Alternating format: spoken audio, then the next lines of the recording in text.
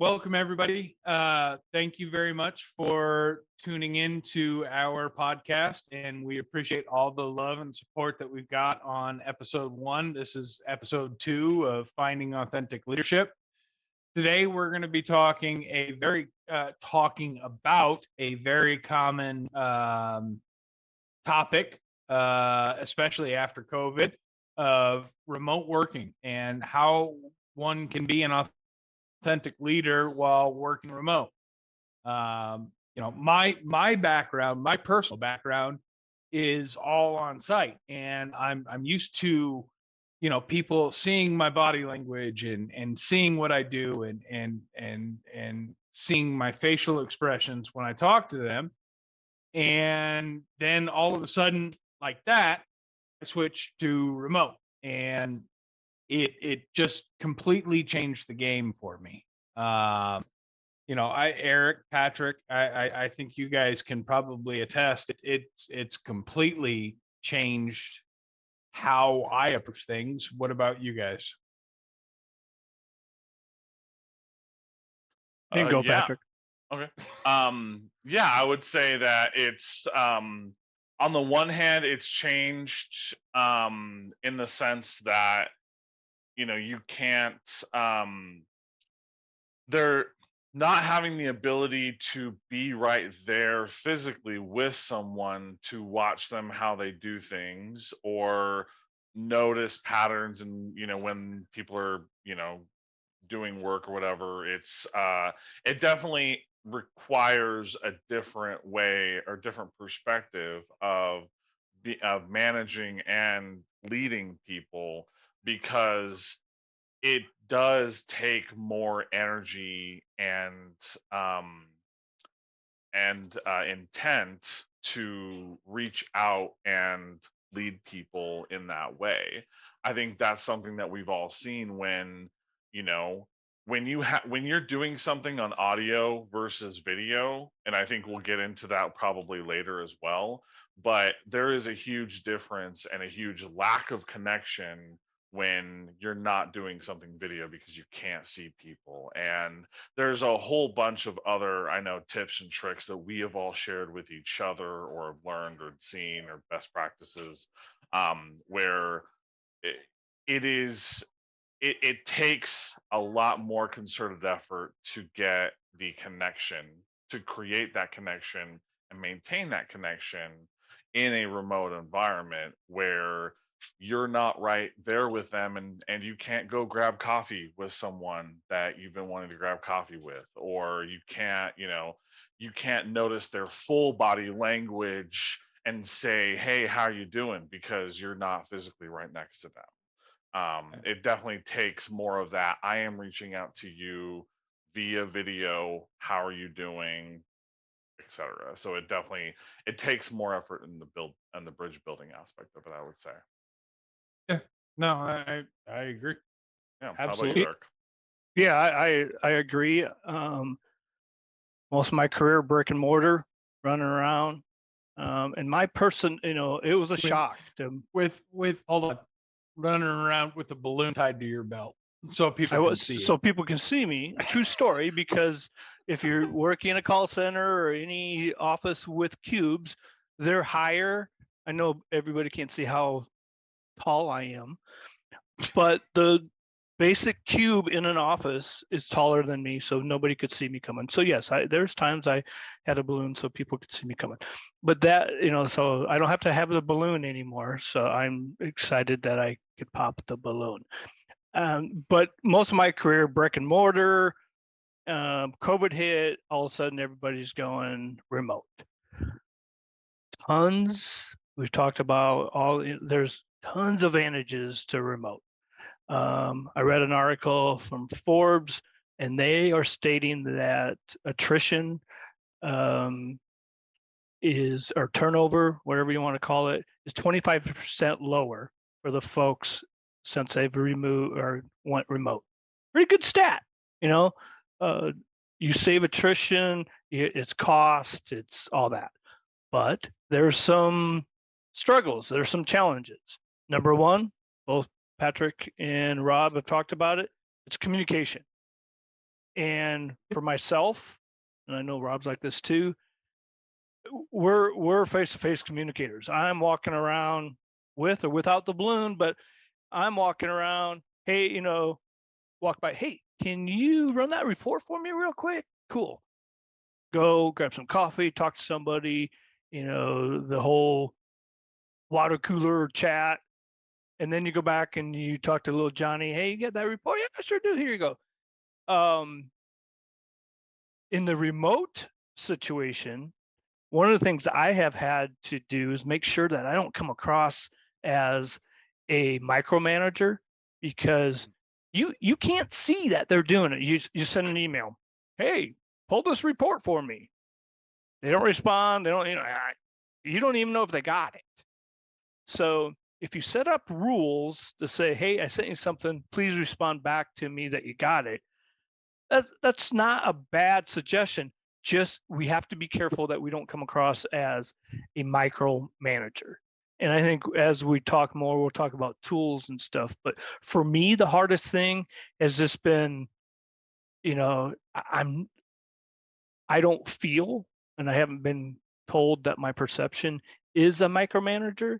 So to come home and now just sit in front of these 2-3 screens and ask somebody to do something, or send out an invitation for a meeting, I don't know if they got it. I don't know if they're doing it. Yeah. There's a lot of great tools out there. Teams, Zoom, whatever your favorite tool is, use those tools. So Well, I think you touched on a very important piece of this. Is trust is absolutely paramount in a remote work environment, because if we're in brick and mortar, and I'll be honest, I'll manage a brick and mortar location all day every day over managing remote, because it's just easier. Because I can stick my head out my office door and say, okay, yeah, little Johnny's doing what I asked him to do, or Susie's on calls. Okay, Patrick's on break again for the 5th time. What the hell's he doing? But it's easier to actually, it's easier to know what's going on. But I think in a remote location, it's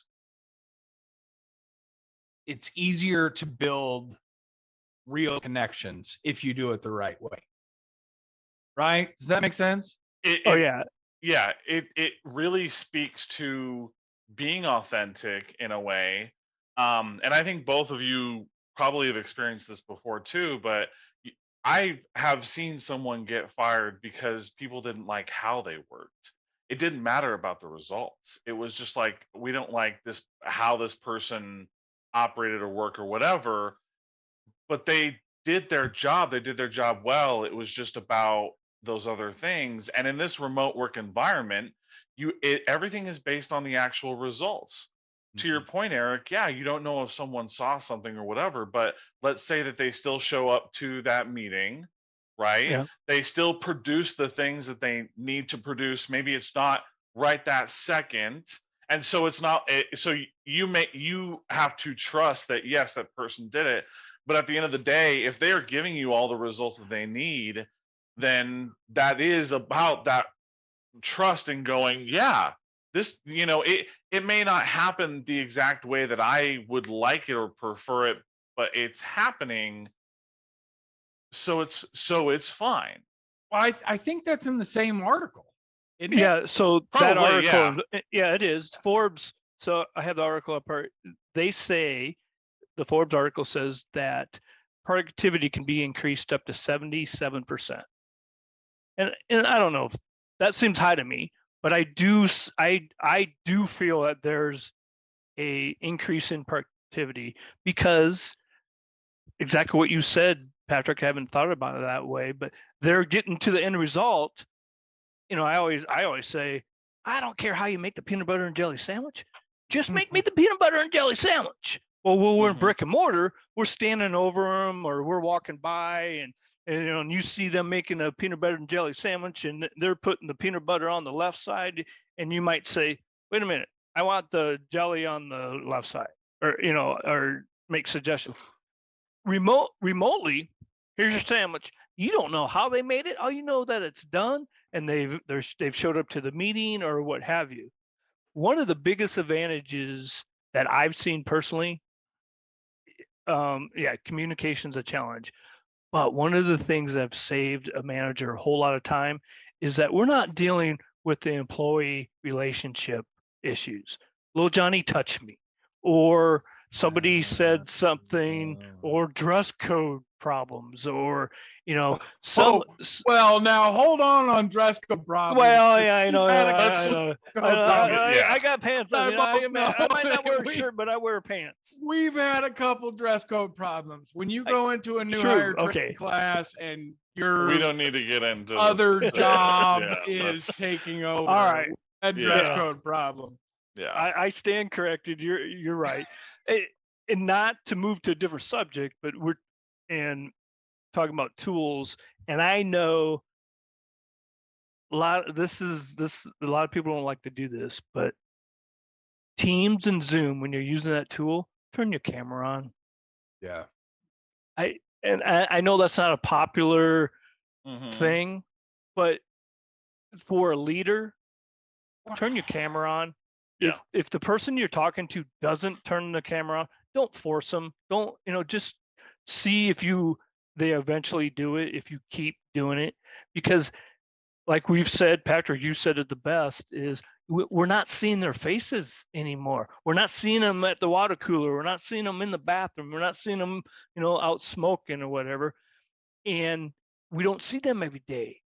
And Rob and I have had this conversation before. I don't know if I was against it, but I was a fan of not turning my camera on. And once I did, I saw a huge change. I really did. The interact for me, I felt more personal, and I got some of that satisfaction that I was missing on site. Well, I have empirical evidence. Easy for you to say. Yeah, exactly. So my company, thankfully, has invested a little bit in my development, and they ran a 360-degree leadership survey where they surveyed some of my leaders, some of my peers, some of my subordinates. And one of the things that was said was, he says these things and I just don't understand, or I don't, I think he's making a joke. Or, he makes a joke and it doesn't stick or it doesn't hit. And so I asked my team, I was like, hey, you know what, guys, from now on, we're going to go camera culture and we're going to turn our cameras on. And my survey results after I was able to see all of my staff and see how things were going were tens of thousands of times better than what they were before we all got on camera together. So here's a perfect example, real quick, perfect example of having the camera on. When you're on a conference call and you say, does anybody have any questions? And if you're not on camera, and most people say, well, I'll take silence as a no, or I'll take, silence golden. On camera, you see the visual head nods going, nope, I don't have anything. They're not saying anything, but you're in a team meeting and you say, hey, does anybody have anything else that we need to discuss? And if you're on video, they're going, or you can see someone maybe thinking, or kind of going like, and you're like, oh, hey, so and so, what can you, seem like you have a question, or if you do have a question, please reach out. You don't want to bring it up now. Yeah. No, that's exactly right. I being able to read your room. So let me ask you guys this. Gun to your head, you had to pick one of two options, and you got to pick the easier option. Are you managing brick and mortar, or are you managing remote? Patrick? Remote. Eric? Boy, that's hard. 2 years ago, I would have said brick and mortar, Yeah. but I'm getting used to the remote. Remote's hard for me. I mean, I'm an antsy person. I get up and I walk around. You know, I get up and I go get water. All I'm talking to is my dog. And I get up and I go to the bathroom. There's no one here. I was a type of leader that when I was in the office, I would go to different bathrooms in the site. So I would talk to different people. So many leaders are on an office or a cube or whatever you're at, and you go to the closest bathroom or closest break room to go get a Coke or a soda or something. I know we're talking remote, but if you're in a site and you're a leader, one of the easiest things you can do, doesn't cost anything. Go to different bathrooms, go to different break rooms, and stop and see different people. If you go to the same bathroom all the time, you're seeing the same guy all the time. And they're behaving because they're sitting right outside your office or right outside your cube. Not an office guy, but right outside your. I don't like offices, but anyway, that's going to be a different. But podcast. But to that point, working remote, as you already are aware, everyone is available at the stroke of a key, where you can just be like, "Hey, Patrick, it's been a little while. I know you're in a different division. How are things going for you?" Like everyone's available in that way. That's a great point. Patrick, that's perfect, right? Because and what Eric said, the thing that I think a lot of people rely on when they work remote is chat. Right, let me go ahead and send Eric a message. Hey, Eric, how's it going? Right, and Key and Peele had the best sketch of misinterpreting text messages or messages. Oh, I remember that one. Yeah, that right? was hilarious. Do you even want to hang out? It's whatever, bro. What's whatever? Yeah, love that one. What? But that's exactly how it is, right? And I think that picking up the phone and getting on a call is so underutilized. I mean, I'm guilty of it myself, right? I've had many conversations with all sorts of different people where I've been like, "Whoa, hold on, pump the brakes. I screwed up. Let's get on a call together." And what I was going to bring answer the question though. Oh, you know what? Brick and mortar. I'm gonna have to say remote. How about you, Rob? I don't know. Still, I just said it, and I'm still tough with it because. Yeah, I know. But the same way. The reason I'm going to say remote is because I agree with the Forbes article and the 5 reasons why remote works. And number one, it saves money, right? The issue is communication. Well, that's a me problem, right? That's a me problem. Or a you problem, or that you have control over the communication. I don't have control. All the brick and mortar call centers. I know we're not focusing on call centers, and I don't want to, but the call center world, attrition or attendance is high, or absenteeism is high. Mm-hmm. Attendance is low, whatever way you want to look. So I don't have any control over little Johnny coming into work. I can't go get him. I can't go, we've tried everything. Give him bus tickets and, blah, blah, blah, all those tricks. But if we're remote, he's most likely going to walk across the hallway into the room or wherever he's doing his work. And I have control over how I communicate to that person. So that's why I'm leaning towards remote. That's it. Yeah, not me. I I I get enjoy it. remote. I like remote. I like the connections that I've built remotely. But I'm brick and mortar. Like I want to, I want to walk up to your desk and knock over your thing of pencils and walk away and just have fun because we're having fun. I totally agree with you. I'm Mhm. on the fence still a little bit, but again, you guys know me. I focus on what I have control over. I So do miss the brick and mortar and the relationship building via just that physical being next to someone, being able to throw something at someone, go get coffee with them, whatever. But one thing I do want to bring back to one of the points that Eric brought up, probably I believe from the article, where its productivity is increased, Yeah. is when you're, and I think all of us are guilty of it in some way, is those connections that we create and that communication. We're like, hey, this is golden, this is spot on. Well, those are also the time sinks too. Whereas on remote, it's, hey Eric, it's been a little bit, I know you're in the new division, how you doing?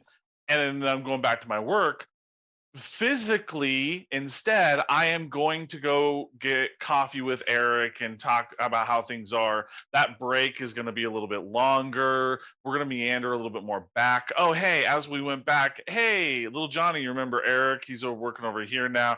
All of a sudden, all of these things go into that time, and it becomes yeah, hey, I felt like that was very productive for me and my communication. I didn't get anything done for most of right, the day. no, But at the and same time, I'm that's time to grow. That's yeah, true. that's true, but we can do it in other ways. We can do Zoom. We can do, get on a call. I agree with you, but there's other ways. Communication and the social is the biggest problem. And for you and I's personalities, that's why it's hard because I could spend, but Patrick's right. My productivity has probably increased. I probably agree with Forbes. I probably have because I'll go talk at the Coke machine for an hour, but I gain and we talk about work and we learn. So it's not totally But that's what unproductive. leaders do. That's the whole I point. Is I know, Meander but and waste but time. look how much no, we're be saving. people. I mean, my whole career, I have fought and fought and fought how to increase into attendance and how to decrease attrition. And you know what? I solved it. I put them all home. And now, You for solved it. I You solved it. solved it. You I solved the did whole it. thing. I solved it. It's all my dealing. Thank you Dear very little. Forbes. Yep. Dear Forbes, the person who yeah, actually right. solved I all created this I is created the Eric internet. Torgerson. So Oh, anyway, Jesus. Al Gore? Are you Al Gore? Al Gore and Eric Torgerson, who may or yeah, may not be Gore the and- same person. I did it. There you No, go. but you guys, I don't know how much money through my career that I spent on contests and buying TVs and iPods and in Walkmans back in the day. So throw that out I there. remember Uh, I remember giving a gas Walkmans. card to someone who, she wasn't Yeah. going to have enough money for that, and another person straight up giving them money for some of their diabetes medication because they were in a situation where that was going to cause I remember the same thing, Eric. Absolutely, man. Like there's, especially the amount of time and ways and energy you put into just getting people to be there, stay there, and do it. It's right. amazing. And we But don't remotely. That challenge has gone away. Totally gone away. No, it's still Not there.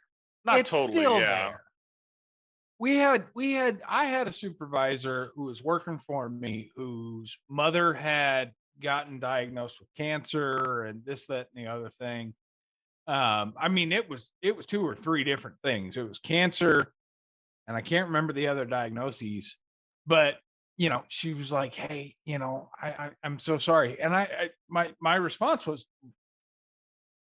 "Fuck are you doing talking to me? Sorry, pardon my French, but why are you talking to me? Send me a text, tell me you can't make it in, and go take care of your family." So I think what we're talking about, you don't have to deal with, yes, little Susie touched little Johnny, or you don't have to deal with that nearly as much, but you still have to take care of those people. And I think we are all of the mindset that people take care of people, and people want to work for people, right? So Yeah, I maybe 100%. so No, And you're I think right. You're I right. think so. If I can connect all of that though with what you said, Rob, Good the luck. difference between the difference between working remote and working in brick and mortar is that in brick and mortar, we can have we can demonstrate the same authentic leadership and make those really strong connections and make people want to go there and be there. But the amount of problems that can occur just as a result of life Yeah. is much greater than if their computer is literally being in their house. So you've completely removed transportation from being a problem. Even if someone doesn't necessarily feel that great, hey, they're already home, Yeah. and maybe they're a little bit slower in productivity, but hey, I can still do some stuff on my computer. I have my heating pad, I got my tea, I got whatever.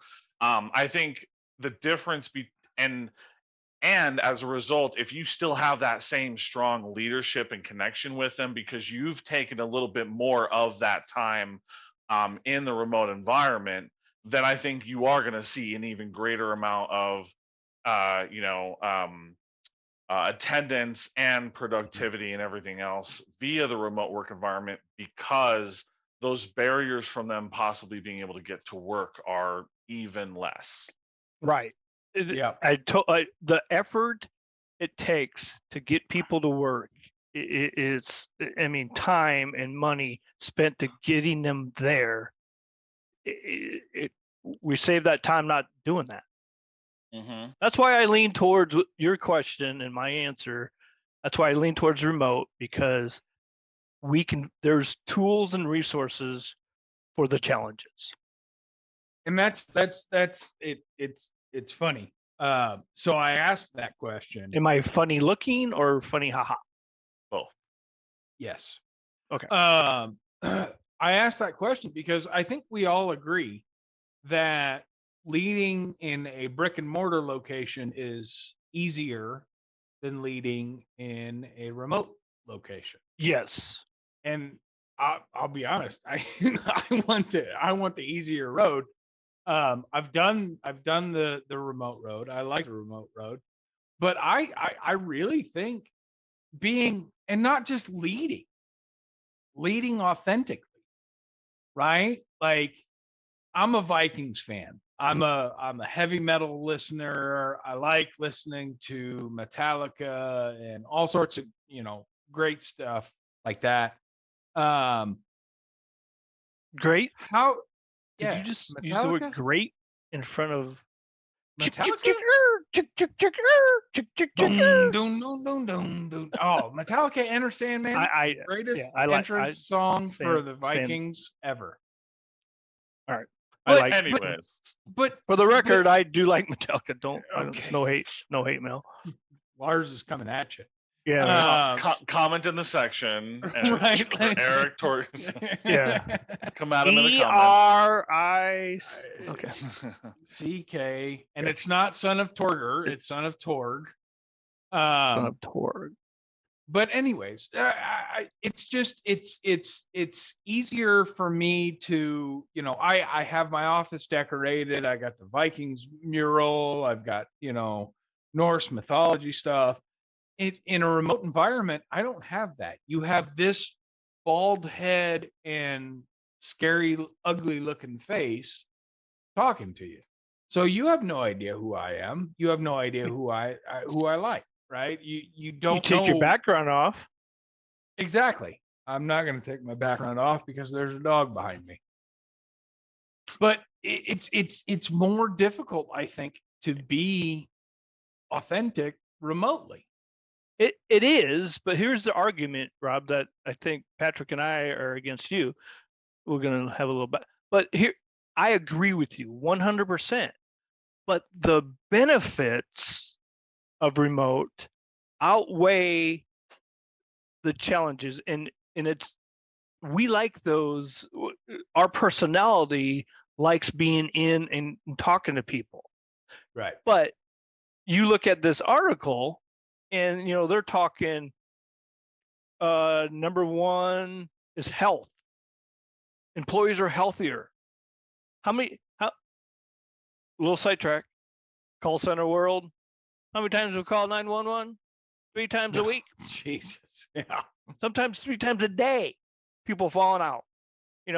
And just for the audience here, Rob and I, we had calls. We had over 2,000 people, or some are 1,000 to 2,000 people. So, emergencies were common. Yeah. Since I've been remote, I haven't heard of one emergency. I haven't heard of anybody working on the phone going, "Help, I've fallen and I can't get up." And somebody needs to call 911, or somebody says, "Hey, this person fell off their chair." Not one. In the same amount of people. The program that you and I, the 3 of us, worked on was huge. Yeah. Did we hear of anything? That's a good point. Yeah. That's a good point. There were a couple of random things, but it wasn't it wasn't in any way, shape, or form. The whole. No, big, I had to go up to the hospital last night, so I'm not coming in today. Yeah, I mean, we had that stuff, but worst thing was the fact that it was. Worst thing that was because it was California based, there being an earthquake, in California. You heard about that, but otherwise, yeah. Yeah. So health, which we all agree with. That's obvious. It seems like they're healthier. We can attract better talent pool, is what this article says, because the majority of people. Good luck getting a remote job right now. Good luck. So it's tough. Well. Everybody wants it. I'm just reading the article. Well, but no, I think I'm agreeing. Rob, I think we can get everybody, right, but yeah. Rob doesn't want to be remote, so. Well, he's not talented anyway, so he doesn't count. So to both of your point, being an employer and offering a remote job means that you're going to attract the best, because you can easily attract someone as an employer. You can pick from the top, and because it is so wanted right now, there you go.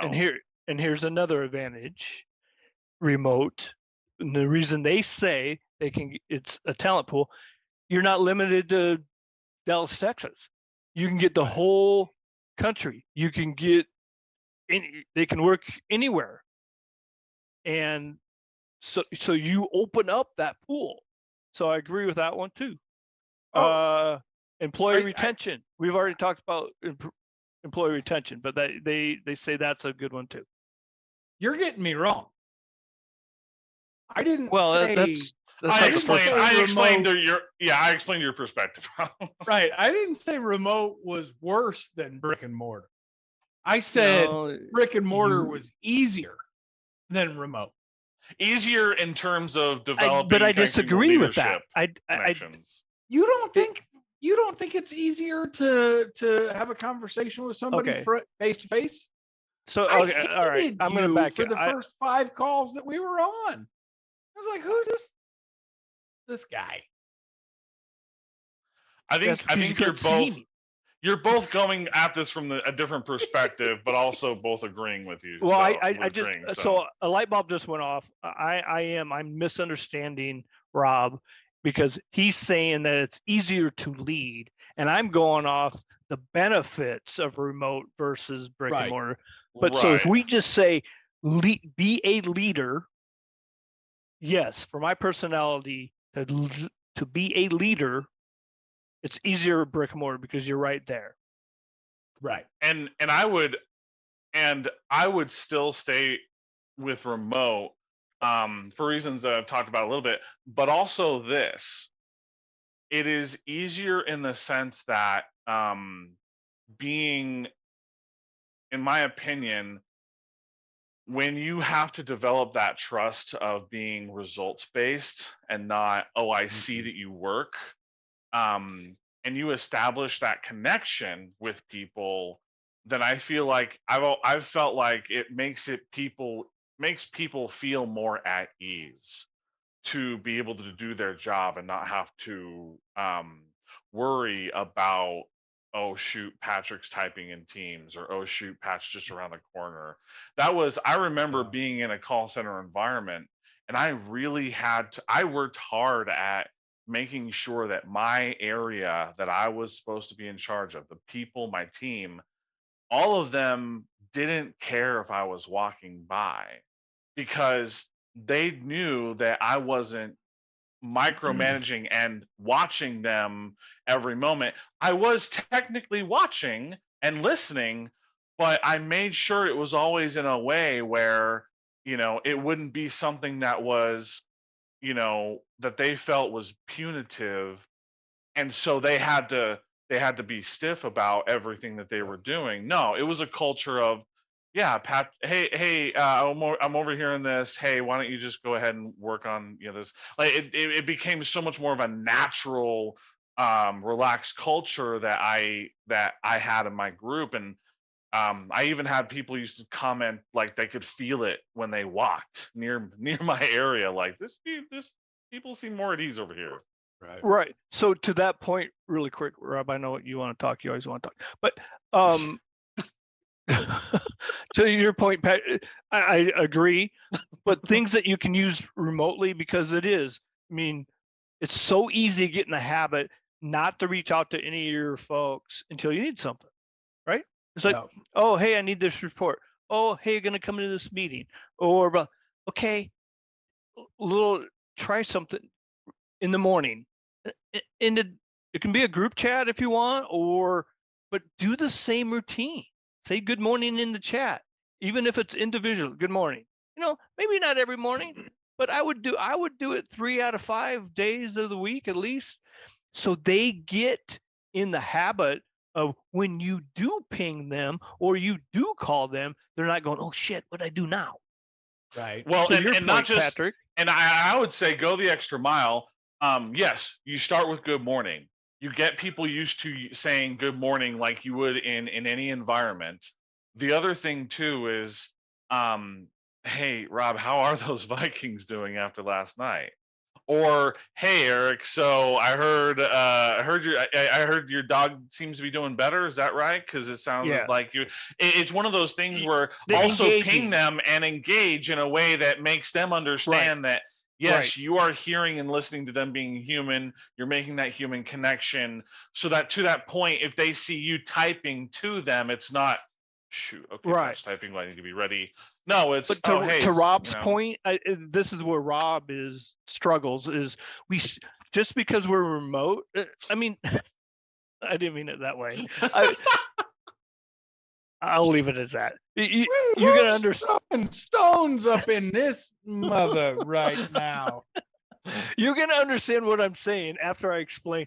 Okay, explain. And how bad you are at it, apparently. Apparently, No, you're not. First remote manager ever. Oh. And Well, this you know is that why 360 this is why feedback. we're All those negative comments, Right, they came right. from me. Eric was the Yeah, ones. those Eric comments. was the one. Eric Those was were mine. the one lowering those Yeah. averages there. Yeah, I'm the one that I'm the reason you're on video all the time. Take that and put that in your vape and smoky. No, so what I'm trying to say is just because we're remote doesn't mean we stop engaging with our folks. Patrick, exactly what you're saying. Remember the thing, remember the dog, remember the birthdays, remember sports teams, remember, hey, have a good weekend. On Monday, hey, what'd you guys do on the weekend? And I think we also, and I'm guilty of it too, and that's why you are struggling with this, Rob, is because it's easier to do that in a brick and mortar, because I struggle with that too. So that's so we have to make sure that we don't stop engaging with our folks and don't stop understanding and know our audience and know what their personality is and communicate in the way they want to. So, I mean, to your point, Patrick, I mean, you started this conversation is we need to make sure that they get the same feel of if you ping them, they're okay with that because you might just be asking about their dog. The exact same example you gave when you walk by them, they're not getting, oh my God, here he comes. You know, because we've all had leaders and managers that just sit in their office all day long, and then they come out and you're going, oh my God, what do we do now? Oh, he wants something, blah blah. You know, I remember one person that Rob probably also remembers. He was a manager, 2 letters, who taught me that I had to always physically look like I was working and doing things, because even the image of me somehow not doing things made it bad, so that, you know, that exactly the point, Eric. That was one of those managers where it was like, shoot, I need to look like I'm doing something else right now, even though I am technically working. Manager. For him, he was. That's a perception manager, and that was the kind of person that would never work well in a remote environment, because how do you always have to look like? And that, honestly, guys,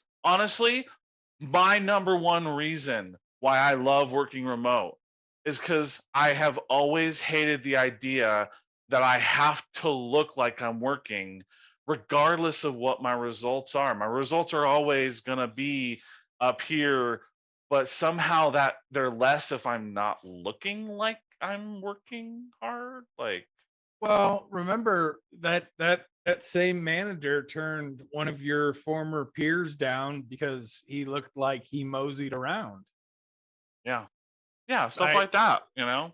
Like we interviewed. I swear to God, guys and gals, we interviewed a guy who was great for a supervisor role. He said everything right. He did everything right. He was the top agent in the entire call center, but he was 6'4", 400 pounds, and just kind of, you know, moseyed around. And, you know, if an agent had their hand up, he'd get there and give them the right answer, and then he'd go to the next person. And this manager turned him down for that. He was great. Yeah, I know. Yeah. But the image wasn't there. So that's a whole different meeting. That's another podcast. We could have a whole discussion on perception managers and judging a book by its cover and all that happy crap. And I know the three of us don't go down that road at all. That's a whole different, and that could get messy and sticky, and I don't want to talk about that right now. But I do have a quick story when I was a young little lad and I was a supervisor, about a perception manager. And what you look confused, Rob. I was young at one time. How much? I was always little. No, it wasn't about young. Like, I know. How much littler were you? Well, you know.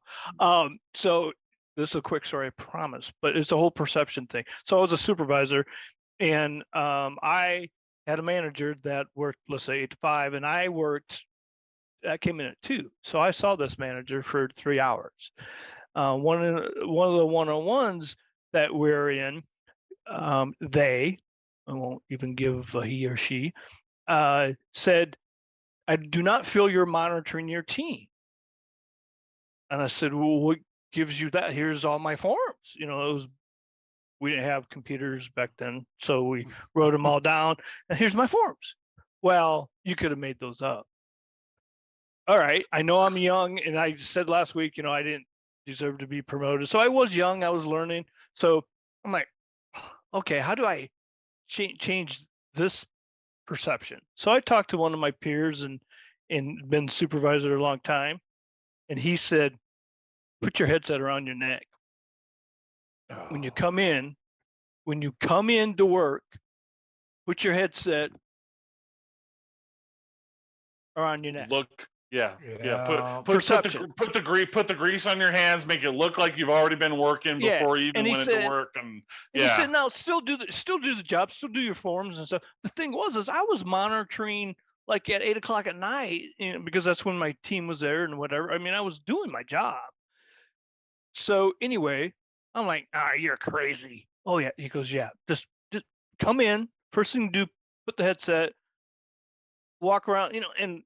From the get-go, I was always walking around talking to people because I like to talk and what you do, what to do, and much rather than I don't like to sit. So that was So this manager saw me for those 3 hours or whatever. Next meeting, next 101, great improvement on your monitors. Yep. I hadn't even turned in my sheets for that week.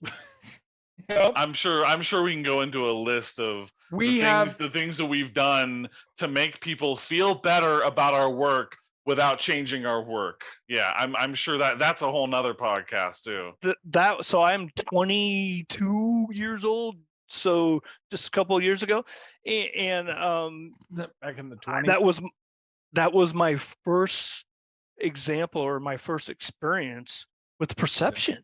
And I'm like, you get, like I always tell Rob, Rob would ask me, hey, what's the number look like, or how are we doing? And I look at him like, what do you want the number to look like? I can make a number look like I can make it, I can flip it and turn it and perceive it any way you want to.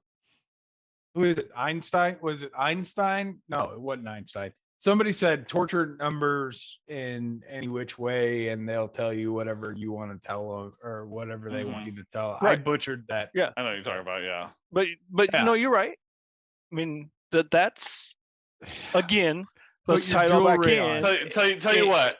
For anybody watching, if you've had that kind of experience where you've had a perception manager where you didn't change anything of what you didn't change your actual work, Change but you one changed thing. some way or one thing to make them perceive you differently, and it made that improvement or whatever, email us at authenticleadershippod@gmail.com, and when we go and do that kind of episode, we'll look at some of the different comments and things that we've gotten about that. So In fairness, I've been that guy before too. I've been what are you doing? I'm managing my team. You don't have a headset on. Get out there. Right? I was the one you were telling that to, by the way. So. Yeah, I know. But to give you credit though, Rob, I remember that place, and that was what everyone said, and that was very much a top-down thing, not just a you thing, but it was a, hey, in this call center, here's what we need to do to make it look like we're doing more to do these things. And it was the seniors and the other hired ups who also had that same thing, and very much are we looking at what this is actually doing, kind of idea. In a remote environment, we don't have that perception. You get the peanut butter and jelly sandwich, like Patrick, what you said, in the beginning, is that it's just you see the productivity. You don't see the painting before it's done. Yeah. And so then you don't have that perception. Mm-hmm. You just get the end result, and you're like, cool, good. And then so that's a better evaluation of the person that's on your team, is look at their productivity, not how they got there. Now, if they're not being productive, then help them with how they're getting there.